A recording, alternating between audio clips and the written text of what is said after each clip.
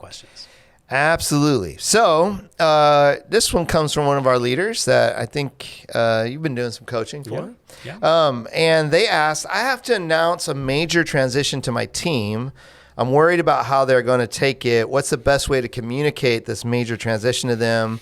And I think as you thought through this, you actually created a framework for this, which I think is going to be really helpful. So if your guys are in a season where you have to make a major announcement, I also think this can work, a major transition, that's part of it.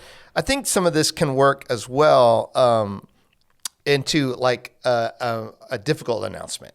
Oh, sure. Someone's leaving staff. Hey, we had this incident happen. We had, how do you communicate this well? And I think it's a great question because I've seen this not communicated well.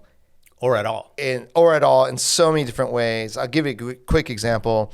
One of my daughters, they go to this youth group. There's a transition of the youth leader.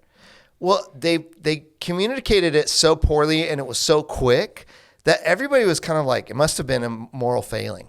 And that's what I thought of it. I was like, ooh, gosh, what happened? It wasn't. It was just that they had decided to go do something and then that thing didn't work out and then there was no place for them to come back and they transitioned, but nobody knew that. And so if this would have been communicated this way with clarity and concise, statement, it would have saved a lot of pain and hurt. Which is interesting because I think sometimes we overthink this as leaders. Yeah. We think like, I want to make sure I don't cause more problems than I'm solving with my communication. I want to make sure like, people don't feel a certain way about it. Yeah. I want to make sure they don't think this. And so we communicate in a way that causes all of those things. All those things to happen. And here's the thing, when you're communicating these type of,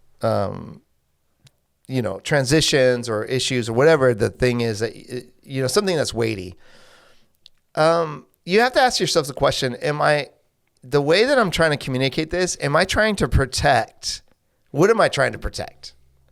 And because a lot of times it's weird. If you're trying to protect your power or what you think is the perception that's going to happen, whatever, can I just tell you, just go with the truth. Like always works. Always go with the truth, no matter what. But how you communicate it, it's super important to do that, but go with the truth. Anytime you're going to hedge on the truth or you're going to be unclear for a specific reason or what, just be honest and truthful about it. And I see that people make that mistake all the time. So, and I'll